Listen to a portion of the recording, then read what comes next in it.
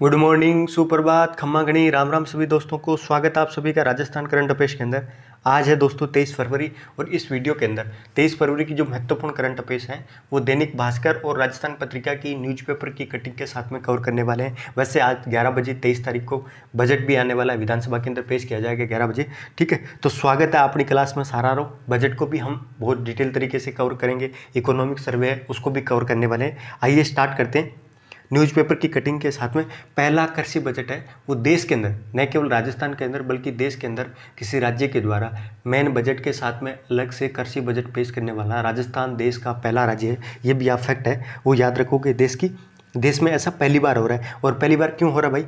क्योंकि किसानों का बेहतर भविष्य और हितों की रक्षा करने के लिए हो रहा है। क्योंकि राजस्थान के अंदर लगभग 2/3 आबादी है वो अपनी आजीविका के लिए कृषि पर निर्भर है। और सरकार का लक्ष्य ये भी है कि मुख्यमंत्री किसान मित्र योजना, किसान कल्याण कोष की स्थापना करना, मुख्यमंत्री दुग्ध उत्पादक संबल योजना, इस तरह की महत्वपूर्ण जो योजनाएं वगैरह है वो इसी कृषि बजट के अंदर घोषणा करने की बात की गई है।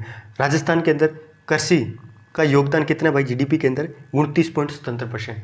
प्रचलित कीमतों पे ये याद रखोगे, ये प्रचलित कीमतों पे, जबकि स्थिर कीमतों पे कितना है उनके बारे में आगे बात करेंगे। तो 29.77% राजस्थान की स्टेट जीडीपी के अंदर कृषि का योगदान है। और साथ में राजस्थान सरसों के मामले में, बाजरा और गंवार उत्पादन के मामले में राजस्थान देश के अंदर नंबर 1 सिचुएशन पे। ठीक है, नंबर 1 पोजीशन के अंदर है। सौर ऊर्जा के उत्पादन के मामले में अभी राजस्थान नंबर 1 के अंदर, ये भी आप फैक्ट याद रखोगे। तिलहन, दलहन और दुग्ध उत्पादन के मामले में देश के अंदर राजस्थान दूसरे नंबर पे, दुग्ध। ठीक है, तो ये सारे डाटा वगैरह आप याद रखोगे। अगला ये आप देख सकते हो, सकल राज्य मूल्यवर्धन के बारे में बात करते हैं। 2011-12 के आधार मूल्यों के आधार पे इसमें और जो प्रचलित कीमतों हैं इसमें मेन फर्क रहता है मुद्रास्फीति का आधार। 2011-12 वाले के अंदर क्या है, मुद्रास्फीति इंक्लूड नहीं रहती, जबकि इसके अंदर मुद्रास्फीति का जो इफेक्ट वगैरह है वो इंक्लूड रहता है। तो जो प्रचलित कीमतों पे कृषि है वो 29.77% बताई थी, जबकि आधार मूल्यों के आधार पे है वो 29.45 है। वही सेवा क्षेत्र है वो आधार वर्ष के आधार पे कितना है, 42.40% राज्य की जीडीपी के अंदर। और सेवा प्रचलित कीमतों पर कितना है, 45.43। मेन कंफ्यूज यहाँ पे होगा दोस्तों, क्योंकि ये सारे के सारे क्या है, बढ़ के आ रहे हैं। ठीक है, सेवा क्षेत्र पे क्या है कि बढ़ के आ रहे हैं 2011-12 से, क्या है कि बढ़ के क्या है कि प्रचलित कीमतों पे। लेकिन उद्योग वगैरह है वो 28.15 ये स्थिर कीमतों पे है, जबकि प्रचलित कीमतों पे उद्योग का कितना है, 24.80। तो ये मेन कन्फ्यूजन यहाँ रहेगा। ठीक है, तो इस तरह के डाटा याद रखना। अगला दोस्तों, मुख्यमंत्री अनुपूर्ति कोचिंग योजना है वो हाल ही के अंदर शुरू की गई है। इस योजना का मुख्य लक्ष्य कौन है, क्या है भाई? इसमें सरकार के द्वारा प्रदेश के कमजोर आर्थिक स्थिति वाले जो प्रतिभावान विद्यार्थी वगैरह हैं उनको विभिन्न प्रतियोगी परीक्षाओं के अंदर और पाठ्यक्रम वगैरह उसमें प्रवेश दिलाने के लिए जो उत्कृष्ट कोचिंग संस्थान वगैरह है उसमें निःशुल्क कोचिंग वगैरह की सुविधा है वो राज्य सरकार के द्वारा की जाएगी। उनका पैसा वगैरह है वो राज्य सरकार के द्वारा भेजा जाएगा। जो आर्थिक रूप से कमजोर है लेकिन बहुत ज़्यादा प्रतिभाशाली है कि स्टूडेंट वगैरह है और उनका जीवन के अंदर कोई लक्ष्य वगैरह है, तो विभिन्न प्रतियोगी परीक्षाओं, न केवल क्या है कि ऐसा नहीं है कि सीमित कोई। ठीक है, तो ये सारे देख सकते हो, आईएएस आरएस वगैरह हो गए, सारे के सारे जितनी भी प्रतियोगी परीक्षाएं उनके अंदर इस योजना के अंदर राज्य सरकार के द्वारा डिसाइड किया गया है कि प्रतिवर्ष 10,000 विद्यार्थियों को लाभान्वित किया जाएगा। ठीक है, और इसका चयन किसका है, 10वीं और 12वीं के मेरिट के आधार पर किया जाएगा। 10वीं और 12वीं क्लास के अंदर जो मार्क्स हैं उसके आधार पर अनुपूर्ति कोचिंग योजना है उसमें चयन किया जाएगा। साथ में परिवार की क्या है कि 8 लाख रुपये से कम पारिवारिक आय होनी चाहिए, तभी क्या है कि इसके अंदर कोई भाग ले सकता है। इसमें विभिन्न वर्गों के SC ST OBC अल्पसंख्यक हर कोई क्या है कि इसके कमजोर वर्गों के अंदर, क्योंकि आर्थिक रूप से दे रखा है ना, तो इसमें सारे के सारे समुदाय है वो शामिल है। मैंने याद रखना है दोस्तों, इसके अंदर एक विद्यार्थी को योजना का जो लाभ है केवल 1 वर्ष की अवधि के लिए ही दिया जा सकता है। और इस योजना का संचालन है वो जनजातीय क्षेत्रीय विकास विभाग, सामाजिक न्याय एवं अधिकारिता विभाग और अल्पसंख्यकों जो मामलात विभाग है, इन तीनों विभागों के द्वारा मिलकर मुख्यमंत्री अनुपूर्ति कोचिंग योजना है वो संचालन की जाएगी। तो ये इंपॉर्टेंट है। ठीक है, इसको याद रखना है। नेक्स्ट दोस्तों, राजस्थान के अंदर अब पहनना होगा स्टैंडर्ड हेलमेट के बारे में बात कर रहा है, क्योंकि हाल ही के अंदर एक बैठक आयोजित की गई थी किसके अध्यक्षता के अंदर, परिवहन मंत्री कौन, अपने ब्रजेंद्र सिंह ओला, तो परिवहन मंत्री है, उनके द्वारा प्रदेश के अंदर अब बिना क्या कि ISI के जो मार्क है इंडिया का, उसके बिना कोई भी हेलमेट वगैरह है कोई पहन, जो नॉन स्टैंडर्ड, ये इस तरह का मार्क लगा होना चाहिए। तो आप भी ध्यान रखना दोस्तों, इस तरह का यदि मार्क हेलमेट के अंदर नहीं है तो वो नॉन स्टैंडर्ड क्या है कि हेलमेट है और इसको क्या है कि पहनना अलाउ नहीं करेंगे। यही सरकार के द्वारा अभी एक सघन अभियान चलाया जाएगा।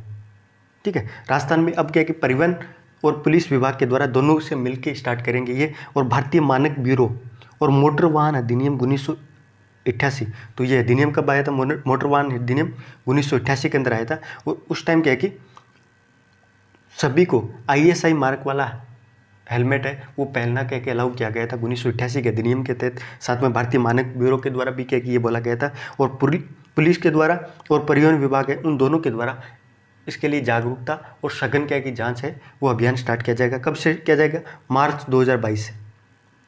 ठीक है, अगला दोस्तों 3 डिस्कॉम को मिले क्या कि CMD वगैरह नियुक्त किया गया। साथ में क्या कि जो AK गुप्ता है उसको ऊर्जा विभाग का क्या कि सलाहकार बनाया गया है। ये याद रखना। अभी सरकार के द्वारा जयपुर, जोधपुर और अजमेर डिस्कॉम, ठीक है, जयपुर, जोधपुर और अजमेर डिस्कॉम है, उनके प्रबंध निदेशक है उनको अपॉइंट किया गया है। ठीक है, 1 साल के लिए ये नियुक्ति की गई है, जिसमें कौन? जयपुर डिस्कॉम है, उसके अजीत सक्सेना उसको क्या कि MD बनाए, CMD बनाया गया है, प्रबंध निर्देशक बनाया गया। जयपुर जो डिस्कॉम है उसके अध्यक्ष किसको बनाया गया भाई? अजीत सक्सेना। जबकि जोधपुर है उसका प्रमोद टांग, और अजमेर डिस्कॉम है उसका NS निर्वाण। तो ये तीनों की तीनों जो अपॉइंटमेंट हुई है, हाल ही के अंदर बहुत सारी क्या अपॉइंटमेंट वगैरह हो रही है, तो दोस्तों याद रखो। ठीक है, इनका तो जयपुर का कौन है? अजीत सक्सेना, जोधपुर का डिस्कॉम का प्रमोद टांग, और अजमेर डिस्कॉम है उसका NS निर्वाण। इन तीनों को नियुक्त किया गया। साथ में सरकार के द्वारा जयपुर डिस्कॉम के पूर्व MD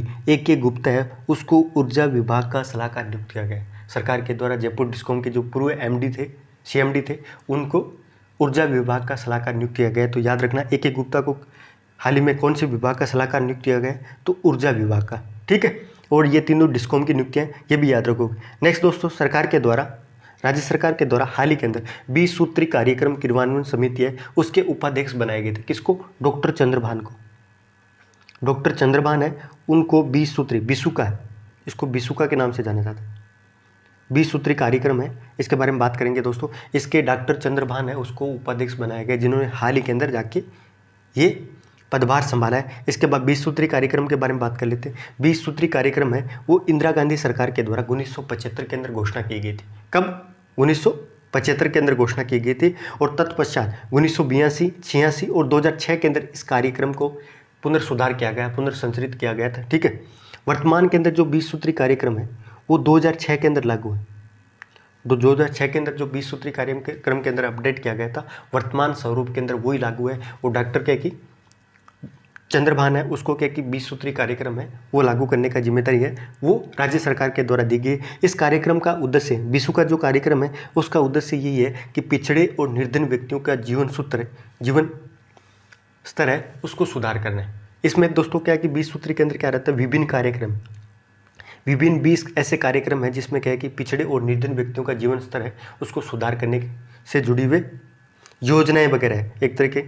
ठीक है, नेक्स्ट दोस्तों अल्बर्ट हॉल के बारे में बात करते हैं। जयपुर का जो अल्बर्ट हॉल है उस संग्रहालय के अंदर सोमवार को अपनी स्थापना के 135 साल पूरे किए हैं। तो जयपुर के अल्बर्ट हॉल के द्वारा 136वां हाल ही के अंदर कौन सा स्थापना दिवस मनाया गया है? 136वां क्या कि स्थापना दिवस मनाया गया है, ये याद रखोगे। ठीक है, आइए अल्बर्ट हॉल के बारे में जानते हैं। अल्बर्ट हॉल राजस्थान राज्य के जयपुर जिले के अंदर स्थित है दोस्तों, और ये राजस्थान का सबसे पुराना संग्रहालय। अल्बर्ट हॉल संग्रहालय राजस्थान का सबसे पुराना संग्रहालय, ये याद रखोगे। ये संग्रहालय रामनिवास बाग के बाहरी और सिटी वॉल के नए द्वार के सामने है। ठीक है, भारत और अरबी शैली के अंदर ये डिजाइन किया गया है, ये भी याद करोगे। इंडियन अरबी शैली के अंदर डिजाइन किया गया है, और इसकी डिजाइन है वो किसने की थी? सैमुअल स्वीटन जैकब, इसके द्वारा अल्बर्ट हॉल संग्रहालय की डिजाइनिंग की गई थी, और पब्लिक संग्रहालय के रूप में 1887 के अंदर खोला गया था। ये पहली बार ओपन कब हुआ था? 1887 के अंदर, और ये राजस्थान का सबसे पुराना संग्रहालय। हाल ही के अंदर 136वां अल्बर्ट हॉल संग्रहालय का स्थापना दिवस है वो मनाया गया था। इसके अंदर लगभग 2700 के आसपास क्या है कि पुरातात्विक जो संग्रहालय के अंदर क्या है कि ये रखे गए हैं। ठीक है, अगला दोस्तों कोविड से संबंधित है। राज्य सरकार के द्वारा लगातार निर्देशों के बावजूद भी क्या कि कोविड वैक्सीन की जो पहली और दूसरी डोज है उसका 100% लक्ष्य है वो प्रतापगढ़ ने ही हासिल किया। राजस्थान के सभी जिलों में से प्रतापगढ़ ही एकमात्र क्या क्या ऐसा जिला है जिसने कोविड क्या की वैक्सीन की दोनों डोज, पहली और दोनों डोज है उसमें अपना 100% का लक्ष्य है वो डिसाइड हासिल कर लिया है। ठीक है, इसके अलावा सारे के सारे जिले हैं वो सरकार के निर्देश के बावजूद भी क्या कि टारगेट है वो पूरे नहीं किए जा रहे। तो आप याद रखना कि 100% लक्ष्य हासिल करने वाला राजस्थान का एकमात्र जिले कौन सा है। ठीक है, तो ये है प्रतापगढ़। हालांकि पहली डोज के अंदर जयपुर पहले स्थान पे, यदि पहली डोज हासिल करने के मामले के अंदर जयपुर प्रथम स्थान पे, क्योंकि जयपुर में लगभग 108% के आसपास पहली डोज है वो वैक्सीनेट की गई है। ठीक है, जबकि सबसे खराब प्रदर्शन है वो जालोर ने किया है।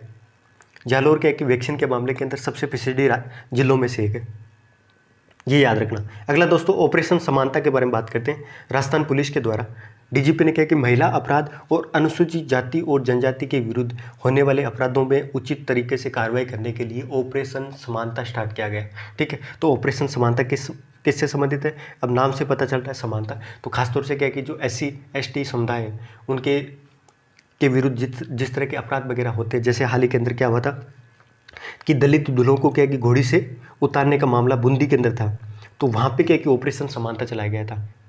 ये इस तरह की घटना है कि आजकल क्या कि खूब हो रही है कि SC कम्युनिटी के जो दूल्हे वगैरह है उसको घोड़ी पर नहीं बैठने दिया जा रहा है। तो राजस्थान पुलिस के द्वारा महिलाओं के अपराध और SC ST के विरुद्ध अपराध वगैरह है उस मामले के अंदर उचित कार्रवाई के लिए ये ऑपरेशन समानता स्टार्ट किया गया। ठीक है, एक और अभियान स्टार्ट किया गया, मेरी बीट मेरी जिम्मेदारी। मेरी बीट मेरी जिम्मेदारी है, ये भी राजस्थान पुलिस के द्वारा क्या कि स्टार्ट किया गया है, जिसके अंदर खासतौर से क्या कि जिस तरह की चोरी की घटनाएं वगैरह हो रही है, तो यदि कोई परिवार वगैरह कहीं 2-3 दिन के लिए कहीं बाहर जाना जा रहा है तो मेरी बीट मेरी जिम्मेदारी के अंतर्गत क्या है कि वो स्थानीय पुलिस वगैरह उसको सूचित करे, ताकि क्या है कि वो रात को क्या है कि उसके घर की निगरानी रखेगी, खासतौर से सिटियों के अंदर। नेक्स्ट दोस्तों, ये प्रयोग वगैरह है वो JDA के द्वारा किया गया था। JDA मुख्यालय के द्वारा 2019 के अंदर एक सोलर प्लांट लगाया गया था। JDA का जो मुख्यालय है जयपुर के अंदर, वहाँ पे एक सोलर प्लांट लगाया गया था जिसमें 366 किलोवाट की क्षमता के साथ में ये प्लॉट शुरू किया गया था। और अब इस प्लॉट की वजह से, सोलर ऊर्जा प्राप्त होने की वजह से JDA का लगभग प्रति महीने का 8 लाख रुपए की बचत हो रही है। जो लाइट के रूप में उसको खर्च करना पड़ता था, उसका बिल आता था, ठीक है, JDA का। तो अभी क्या है कि इस पहल की वजह से 2019 में ये सोलर प्लांट लगाया था। और अब क्या है कि JDA वगैरह है इसका है द्रव्यवती नदी पे। द्रव्यवती नदी है वो जयपुर से निकलती है दोस्तों, जयपुर के अंदर लगभग ये 45 किलोमीटर के आसपास बहती है। तो इस पे क्या है कि 8 करोड़ रुपए का सालाना बिजली का बिल आता है। तो उससे निजात पाने के लिए JDA है वहाँ पे क्या है कि सोलर प्लांट लगाने की प्रक्रिया चल रही है। सरकारी दफ्तरों के अंदर ऊर्जा क्षेत्र में हो रहे हैं आत्मनिर्भर। सरकार के लगभग क्या है कि 30 से अधिक सरकारी दफ्तर वगैरह है उसमें सौर ऊर्जा के पैनल और बिजली बना रहे हैं, ताकि क्या है कि उनको क्या कि जो बिल वगैरह रहते हैं लाइट का, उससे क्या है कि निजात वगैरह मिल सके। और वैसे भी क्या कि राजस्थान सौर ऊर्जा के मामले के अंदर बहुत कुछ अच्छा कर रहा है। अगला दोस्तों राजकाज। तो दोस्तों राज्य सरकार के द्वारा एक नया मॉड्यूल स्टार्ट किया गया है, राजकाज ई-फाइल मॉड्यूल स्टार्ट किया गया है, जिसके अंदर सारे के सारे जितने भी राजकीय विभाग हैं उनको पेपरलेस और उनकी ऑनलाइन कार्य प्रणाली है उसके लिए एक अभिनव पहल है वो सरकार के द्वारा शुरू की गई है, जिसके अंतर्गत राजकीय विभागों के जो कार्यालय की जो टिप्पणी से लेकर, जैसे मतलब कल RS मेंस को लेके गहलोत के द्वारा एक लिखित के अंदर बयान जारी किया गया था। तो उस तरह का क्या है कि टिप्पणी से लेके पत्रावली तक सारा का सारा जो अनुमोदन की प्रक्रिया है वो क्या रहने वाली है, ऑनलाइन रहने वाली है। और इसीलिए राजकाज ई-फाइल मॉड्यूल स्टार्ट किया गया है, ठीक है, जिसमें सूचना एवं प्रौद्योगिकी एवं संचार विभाग के द्वारा साथ साथ में क्या कि स्टेट क्राइम रिकॉर्ड ब्यूरो है, गृह मंत्रालय के अंतर्गत आता है, तो उनके अंतर्गत ये पायलट प्रोजेक्ट है वो स्टार्ट किया गया है, ठीक है। तो ये सारा का सारा याद रखोगे ताकि क्या कि नेक्स्ट दोस्तों 11वीं क्या कि स्टेट पैरा एथलेटिक्स है वो हाल ही के अंदर सवाई मानसिंह स्टेडियम है उसके अंदर चल रही थी, वो संपन्न हो चुकी है। तो याद रखो कि 11वीं स्टेट पैरा एथलेटिक्स चैंपियनशिप कहाँ आयोजित की गई थी, तो सवाई मानसिंह स्टेडियम के अंदर, जिसके अंतर्गत जेवलिन थ्रो था, उसके अंदर झुंझुनू के जो सुदीप है उसके द्वारा गोल्ड मेडल जीता गया था, ठीक है। जेवलिन थ्रो है उसके अंदर झुंझुनू के संदीप ने, जबकि जयपुर का राम सिंह है उसने क्या रजत पदक जीता और बीकानेर के किशोर सिंह है उसने कांस्य पदक जीता था। जबकि जो महिलाओं की शॉर्ट पुट का एक स्पर्धा है उसके अंदर हनुमानगढ़ की खुशबू गिल है, उसने गोल्ड मेडल जीता था, और जयपुर की कृति भंडारी है, उसने रजत पदक जीता था। ये भी आप थोड़ा सा याद रख सकते हो। वहीं जेवलिन थ्रो F45 के श्रेणी से, ये क्या है भाई, ये शायद तक एक कैटेगरी वगैरह रहती है, उसमें सुंदर सिंह गुजर है, उसने करौली के, उन्होंने क्या कि स्वर्ण पदक जीता है। जोधपुर के महेंद्र शर्मा है, उसने रजत। तो इतना ज़्यादा इंपॉर्टेंट नहीं है दोस्तों, आप इतना याद रखिए, ये जेवलिन के अंदर गोल्ड मेडल है वो सुंदर सिंह गुजर ने जीता है, करौली के। और 11वीं स्टेट पैरा एथलेटिक्स चैंपियनशिप है, वो कहाँ पे, सवाई मानसिंह स्टेडियम है, वहाँ पे संपन्न हुई है। नेक्स्ट दोस्तों, स्किल सेल एनीमी है, उसको दिव्यांग श्रेणी के अंदर शामिल किया गया है सरकार के द्वारा। यह अभियान भी स्टार्ट किया गया है ताकि उनको सर्टिफिकेट वगैरह प्रोवाइड करवाई जा सके। स्किल सेल एनीमी है, उसको दिव्यांग की श्रेणी के अंदर शामिल किया गया है। और ये स्किल सेल एनीमिया क्या रहता है भाई, जिसके अंदर खून की कमी रहती है, साथ में नया खून नहीं बनने की समस्या वगैरह रहती है, उन मरीजों को स्किल सेल एनीमिया की बीमारी रहती है, और उनको दिव्यांग कैटेगरी के अंदर सरकार के द्वारा कंसिडर किया गया है, ताकि सरकारी योजनाओं का क्या लाभ वगैरह है वो मिल सके। इसमें कौन कौन से जो खून से संबंधित बीमारियां कौन कौन सी शामिल रहती है, एक तो हीमोफीलिया रहती है दोस्तों, एक थैलेसीमिया, ठीक है, ये भी प्रमाण पत्र हैं वो सरकार के द्वारा जारी किए जाएंगे। नेक्स्ट, राजस्थान के युवा बोर्ड के अध्यक्ष और उपाध्यक्ष हैं, उन दोनों ने क्या कि शपथ क्या कि कार्यभार संभाला है दोस्तों। और इन्होंने बोला है कि सरकार के द्वारा हमेशा युवाओं के साथ में जस्टिस किया जाएगा और उनको बेरोजगार घुमाया जाएगा। ये राजस्थान युवा बोर्ड के अध्यक्ष वगैरह इन्होंने बोला है। आइए राजस्थान युवा बोर्ड के बारे में बात करते हैं। राजस्थान युवा बोर्ड राजस्थान संस्था रजिस्ट्रीकरण 1958 के अंतर्गत पंजीकृत एक स्वायत्त संस्था है, ये याद रखोगे। राजस्थान युवा बोर्ड राजस्थान संस्था रजिस्ट्रीकरण 1958 के अंतर्गत पंजीकृत एक स्वायत्त संस्था है जो प्रदेश के युवा मामले और खेल विभाग के अंतर्गत आता है, ठीक है। उनके प्रशासनिक नियंत्रण के अंदर राजस्थान युवा बोर्ड है वो काम करता है दोस्तों। प्रशासनिक सुधार विभाग के आदेश के हिसाब से 25 जनवरी 2003 को राजस्थान के अंदर राज्य युवा बोर्ड की स्थापना की गई थी। तो 25 जनवरी 2003 के अंदर याद रखोगे, जबकि जिला युवा बोर्ड है उसकी स्थापना 2004 के अंदर की गई थी। जिले स्तर पर युवा बोर्ड है उसकी स्थापना 2004 के अंदर की गई थी, जबकि राजस्थान युवा बोर्ड है उसकी स्थापना 25 जनवरी 2003 के अंदर की गई थी, ये भी याद रखोगे। और बोर्ड के अंदर राज्य सरकार के द्वारा मनोनीत एक अध्यक्ष होता है और अधिकतम 12 गैर सरकारी सदस्य रहते हैं और 8 पदेन सदस्य हैं, उसको मिला के बोर्ड शामिल रहता है। बोर्ड का जो कार्यकाल रहता है प्रत्येक सदस्य का वो 3 साल का कार्यकाल रहता है, ठीक है। और हाल ही के अंदर सीताराम लांबा उन्होंने मंगलवार को राजस्थान युवा बोर्ड के अध्यक्ष का पदभार संभाला है, ठीक है। तो राजस्थान युवा बोर्ड के अध्यक्ष कौन है वर्तमान के अंदर, सीताराम लांबा, और जबकि उपाध्यक्ष कौन है भाई, सुशील पारिक। इन दोनों का नाम भी आप याद रख सकते हो। नेक्स्ट दोस्तों, राजस्व मंत्री मुख्यमंत्री निरोगी राजस्थान चिरंजीवी स्वास्थ्य शिविर है, उसका शुभारंभ हाल ही के अंदर किया गया था, तो उसके बारे में न्यूज है। तो आइए मुख्यमंत्री चिरंजीवी योजना के बारे में बात कर लेते हैं। राजस्थान सरकार की महत्वपूर्ण एक योजना है मुख्यमंत्री चिरंजीवी योजना है, जिसकी शुरुआत कब की गई थी, ये एक बीमा योजना है, ये एक स्वास्थ्य बीमा योजना है दोस्तों, ये याद रखो कि इसकी शुरुआत 1 मई 2021 को की गई थी। कब की गई थी, 1 मई 2021 को की गई थी, और 2021-22 के बजट के अंदर सरकार के द्वारा घोषणा की गई थी, और साथ में इसके लिए 3500 करोड़ रुपए के बजट का प्रावधान किया गया था, ताकि राज्य के 1 करोड़ 10 लाख लोगों को हर साल 5 लाख तक का इंश्योरेंस है वो मिल सके, स्वास्थ्य बीमा है उसका लाभ मिल सके। कितने, 5 लाख का। और जनसंख्या कितनी बताइए राजस्थान की, इस योजना के लाभार्थी लगभग कितने हैं, 1 करोड़ 10 लाख। ये दोस्तों इस तरह का क्वेश्चन आया हुआ है, ये इस तरह का क्वेश्चन है वो आया हुआ है, जिसमें क्या है कि संख्या तक आप पूछ रहे हैं कि 1 करोड़ 10 लाख 5 करोड़ कितने को क्या फायदा वगैरह है, वो मुख्यमंत्री चिरंजीवी योजना। तो आप फैक्ट वगैरह पे ध्यान दो, ठीक है। राजस्थान के अंदर क्वेश्चन है वो कैसे भी बनाए जा सकते हैं। यदि कोई मरीज है अस्पताल के अंदर भर्ती, ये पूरा का पूरा जो स्टेटमेंट है RS की प्री के अंदर आया हुआ है। हाल ही के अंदर जो आज कोर्ट का 22 फरवरी को जो कोर्ट का डिसीजन है उसमें इसी क्वेश्चन को लेके सरकार के द्वारा कंसीडर नहीं किया गया था, कोर्ट के द्वारा कंसीडर नहीं किया गया, लेकिन इस क्वेश्चन को लेकर रिट लगी थी, क्योंकि पूरा का पूरा एडजेक्टिव मुख्यमंत्री चिरंजीवी योजना है उसके अंतर्गत कोई भी मरीज रहता है अस्पताल में भर्ती है तो उसके 5 दिन पहले तक का जो खर्च है वो इस बीमा के अंतर्गत काउंट होगा। साथ में मरीज का परामर्श, दवाई, सारा कुछ, साथ में डिस्चार्ज होने के 15 दिन बाद तक का खर्चा वगैरह है वो मुख्यमंत्री चिरंजीवी योजना के अंतर्गत सरकार के द्वारा उठाया जाता है, ठीक है। तो 15 दिन बाद में और भर्ती होने के 5 दिन पहले, तो ये पूरी पूरी लाइन याद रखिए। सरकार के द्वारा इसमें लगभग 1576 के आसपास क्या है कि बीमारियों को शामिल किया गया है, जिसको प्राइवेट और क्या कि गवर्नमेंट के हॉस्पिटल वगैरह है उसमें इस योजना का लाभ उठा सकते हैं। ये 1 मई 2021 में 1,10,00,000 लोगों को,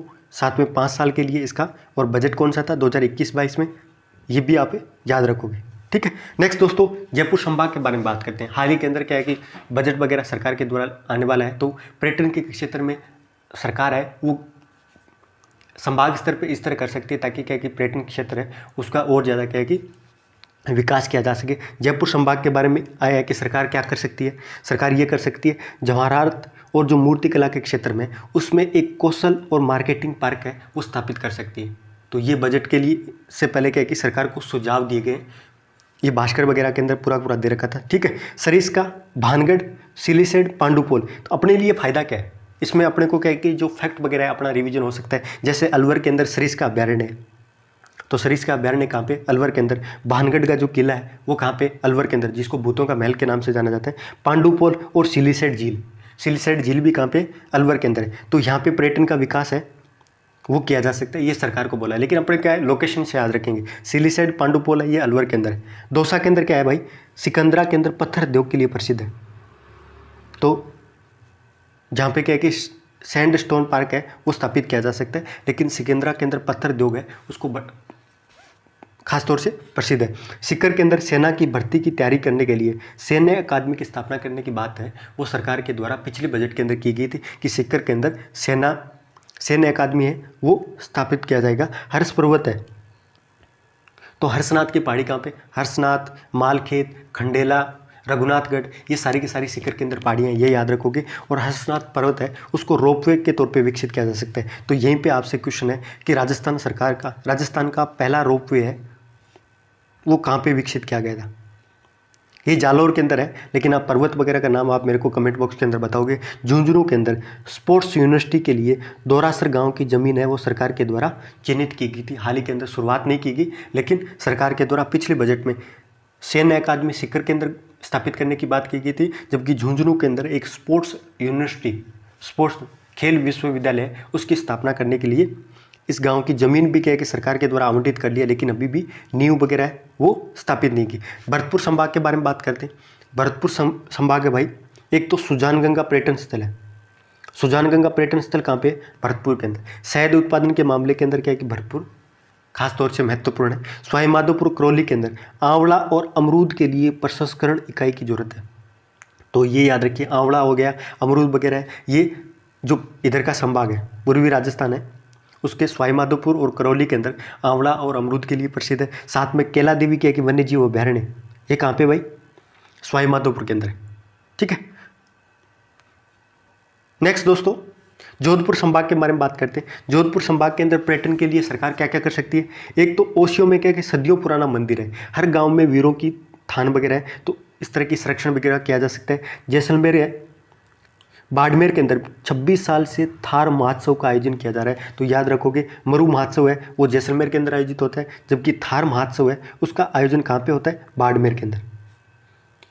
पाली का सोजात है वो मेहंदी के लिए प्रसिद्ध है दोस्तों, तो उसको मेहंदी की फसल का MSP वगैरह है उसके अंतर्गत नहीं ला रखा। जालोर वगैरह है, जो ये जालोर और सिरोही और बाड़मेर जीरे के लिए प्रसिद्ध है दोस्तों। ये सब घोड़ वगैरह है वो ज़्यादातर क्या जालोर, सिरोही, बाड़मेर वगैरह के अंदर होता है, जिसको घोड़ा जीरा भी बोलते हैं।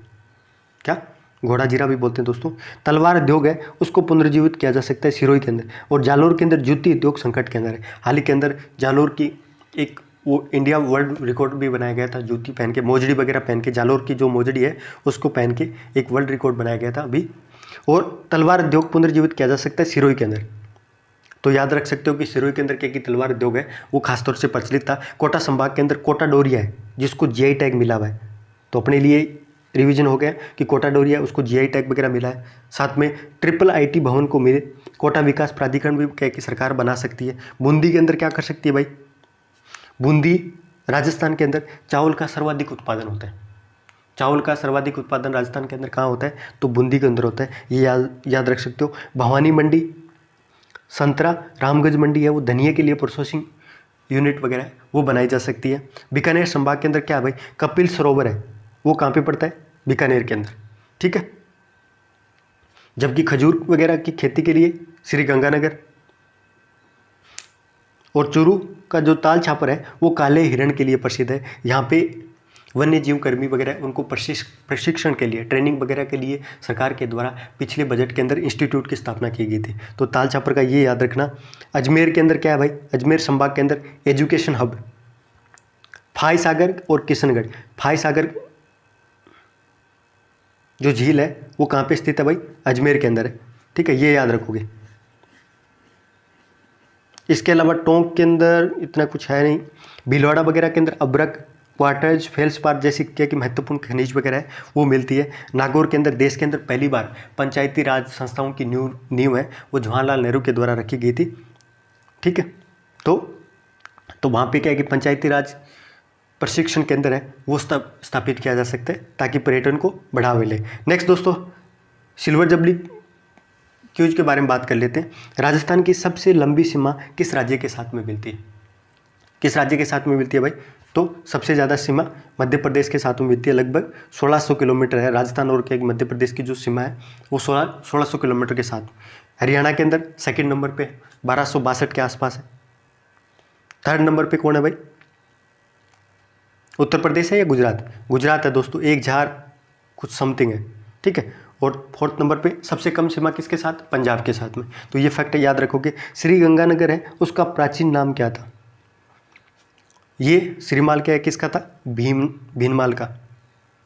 जबकि रामनगर है वो श्री गंगानगर का प्राचीन नाम था दोस्तों, ये याद रखना। नेक्स्ट दोस्तों, बायो सीएनजी गोवर्धन का संयंत्र है वो इंदौर के अंदर उद्घाटन किया गया है। एशिया का सबसे बड़ा, मध्य प्रदेश के इंदौर के अंदर एशिया का सबसे बड़ा बायोगैस सीएनजी संयंत्र है, गोवर्धन के एक संयंत्र है, वो प्रधानमंत्री के द्वारा हाल ही के अंदर उद्घाटन किया गया था। तो ये याद रखोगे, बायो सीएनजी। नेक्स्ट दोस्तों, भारत को वर्ष 2023 के लिए अंतर्राष्ट्रीय ओलंपिक समिति है उसकी 70 की मेजबानी का अधिकार मिला है। ये बहुत बड़ी खबर है भारत के लिए कि अंतर्राष्ट्रीय जो ओलंपिक समिति है उसका मुंबई के अंदर 2023 के अंदर मेजबानी है वो भारत के द्वारा की जाएगी। ये भारत दूसरी बार कर रहा है, इससे पहले 1983 के अंदर नई दिल्ली के अंदर इसका आयोजन किया गया था। तो ये भी याद रखना, पहली बार नहीं है, दूसरी बार क्या कि अंतर्राष्ट्रीय ओलंपिक समिति है उसकी मेजबानी है 70 वगैरह की कर रहा है, 70 की मेजबानी। हाल ही के अंदर विंटर ओलंपिक है वो कहाँ पे स्थित संपन्न हुए, वो चीन के बीजिंग शहर के अंदर, ये भी आप याद रखोगे। और सबसे ज़्यादा जो विंटर ओलंपिक था उसके अंदर सबसे ज़्यादा क्या कि जो अवार्ड वगैरह है, जो क्या नाम है, मेडल वगैरह है वो किसने जीते, तो नॉर्वे ने, ये भी आप याद रखो, ठीक है दोस्तों। नेक्स्ट दोस्तों, 19 फरवरी 2022 को छत्रपति शिवाजी महाराज की 392वीं जयंती मनाई गई थी। ये थोड़ी सी पुरानी न्यूज़ है लेकिन ये जयंती वगैरह बहुत ज़्यादा इंपॉर्टेंट है। छत्रपति शिवाजी के बारे में बात करते हैं। इनका जन्म 19 फरवरी 1630 के अंदर शिवनेरी दुर्ग के अंदर हुआ था। कौन से दुर्ग के अंदर, शिवनेरी, उनके नाम से ही याद रखना, ठीक है। 1630 के अंदर हुआ था और इनके द्वारा पश्चिमी भारत के अंदर मराठा साम्राज्य है उसकी नींव वगैरह है वो रखी गई थी। नेक्स्ट दोस्तों, 19 फरवरी को ही मृदा स्वास्थ्य कार्ड दिवस मनाया गया था। तो कब मनाया गया था, देश के अंदर मृदा स्वास्थ्य कार्ड दिवस है वो कब मनाया जाता है, 19 फरवरी को। और आप अपने लिए बहुत याद रखने की चीज़ ये है कि प्रधानमंत्री मोदी के द्वारा 19 फरवरी 2015 को राजस्थान के हनुमानगढ़ से मृदा स्वास्थ्य योजना है उसका उद्घाटन किया गया था। कहाँ से, हनुमानगढ़ से, मृदा स्वास्थ्य कार्ड योजना। और 19 फरवरी को ही मृदा स्वास्थ्य कार्ड दिवस है वो मनाया जाता है। 20 फरवरी को अरुणाचल प्रदेश और मिजोरम का स्थापना दिवस, इनकी स्थापना कब हुई थी भाई, 20 फरवरी 1987 के अंदर इसकी स्थापना हुई थी। उनको राज्य का दर्जा मिला गया था अरुणाचल प्रदेश और मिजोरम को, इससे पहले ये केंद्र शासित प्रदेश थे,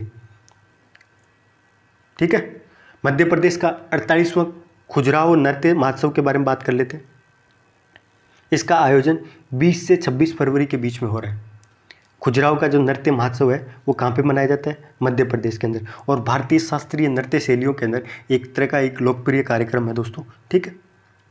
खुजराहो के जो मंदिर वगैरह है वो भी अपनी कलाकृतियों और पुरातात्विक महत्वाकांक्षा के लिए बहुत ज़्यादा प्रसिद्ध है। नेक्स्ट, 20 फरवरी को विश्व सामाजिक न्याय दिवस मनाया गया। विश्व सामाजिक न्याय दिवस है वो कब मनाया गया था, 20 फरवरी को, ठीक है। और इसकी 2022 की जो थीम क्या है भाई, औपचारिक रोजगार के माध्यम से सामाजिक न्याय प्राप्त करना। ये 2022 की जो विश्व सामाजिक न्याय दिवस है उसकी थीम है। ये भी यहाँ पे याद रखोगे। अंतर्राष्ट्रीय श्रम संगठन है उसके द्वारा हर साल मनाया जाता है विश्व सामाजिक न्याय दिवस। तो ये आज की महत्वपूर्ण करंट अफेयर्स थी। आज मेरे को बताना दोस्तों कि आज की जो न्यूज़पेपर की कटिंग्स वगैरह है वो आपको कैसे लगी। कल बजट आ रहा है, इकोनॉमिक सर्वे भी आएगा, तो कुछ बहुत महत्वपूर्ण इंटरेस्टिंग सी डाटाएँ घोषणाएँ वगैरह रहेगी जो अपने एग्जाम के अंदर बहुत काम में आने वाली है। ठीक है। जय हिंद, जय भारत।